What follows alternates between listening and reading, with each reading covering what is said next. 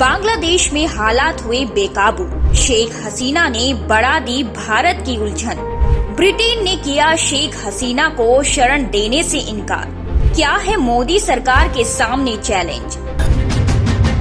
वहीं इससे पहले हमने बात की थी शेख हसीना के इस्तीफे देने के कारण के बारे में और दिखाया था किस तरह विद्रोहियों के जगह जगह प्रदर्शन करने से हालात बेकाबू हो गए हैं, जिसमें कई लोगों की जान भी जा चुकी है।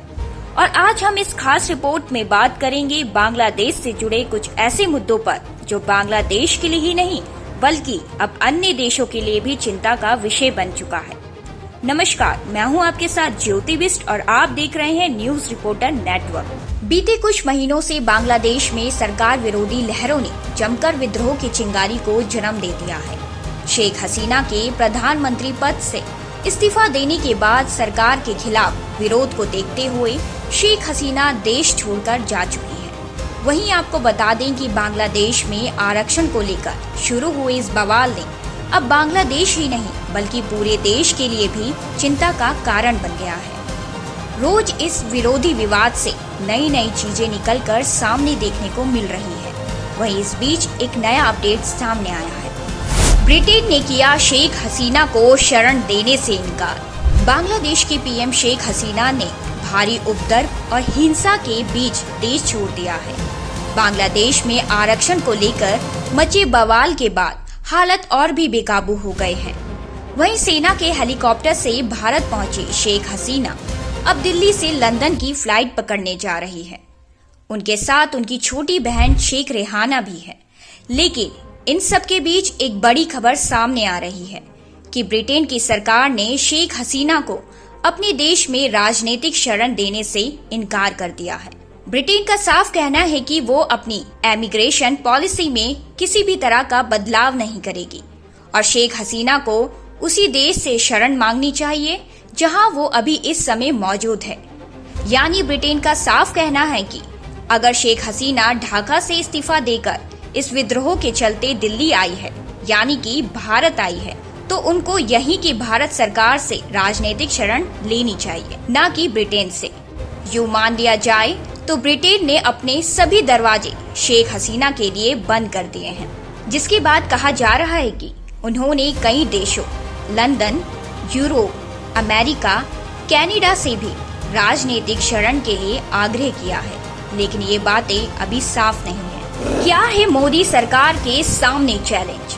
बांग्लादेश के सियासी संकट पर भारत अपनी पैनी नजर बनाए हुए है। मोदी सरकार ने जहां बीते दिन मुद्दे को लेकर कैबिनेट मीटिंग के साथ सर्वदलीय बैठक की, वहीं बैठक में सरकार ने सभी पार्टी के नेताओं के सामने बात रखी। बांग्लादेश में इस प्रदर्शन में कट्टरपंथियों का बोलबाला दिख रहा है।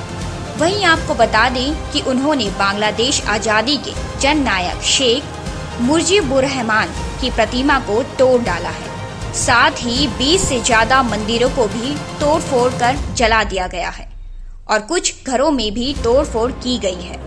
ऐसे में मोदी सरकार के सामने चैलेंज है कि हमलों को लेकर क्या स्टेप लेंगे। बांग्लादेश में बढ़ सकती है भारत विरोधी गतिविधियां। बांग्लादेश के इस तख्तापलट में पाकिस्तान, अमेरिका और चीन का हाथ लग रहा है।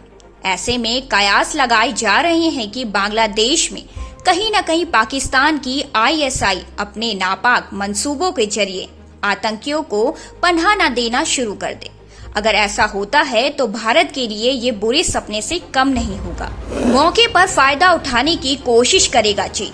पहले ही भारत को चीन हर तरफ से घेरने की कोशिश कर रहा है। ऐसे में अगर वहाँ कोई पाकिस्तान समर्थित सरकार या संगठन बन गया तो चीन अपने दोस्त पाकिस्तान के जरिए भारत को पुरजोर तरीके से घेरने की कोशिश करेगा, जो सुरक्षा के लिहाजा से बिल्कुल ठीक नहीं होगा। बांग्लादेश के चारों ओर मौजूद है हिडन मिलिट्री बेस। बांग्लादेश की पूर्व प्रधानमंत्री शेख हसीना भाग गई है। सेना ने सत्ता संभाल रखी है। जरूरत पड़ने पर बांग्लादेश में शांति बहाल करने के लिए भारतीय मिलिट्री चारों तरफ से एक्शन ले सकती है।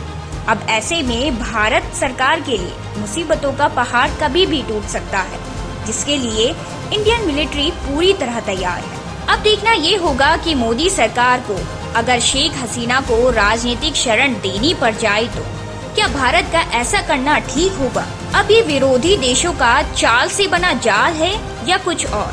ये भारत की सुरक्षा की दृष्टि से अति महत्वपूर्ण हो जाता है। अगर आप हमारे चैनल पे नए हैं तो चैनल को सब्सक्राइब करें और साथ ही बेल आइकन को प्रेस करें ताकि उत्तराखंड की कोई भी अपडेट मिस ना हो पाए।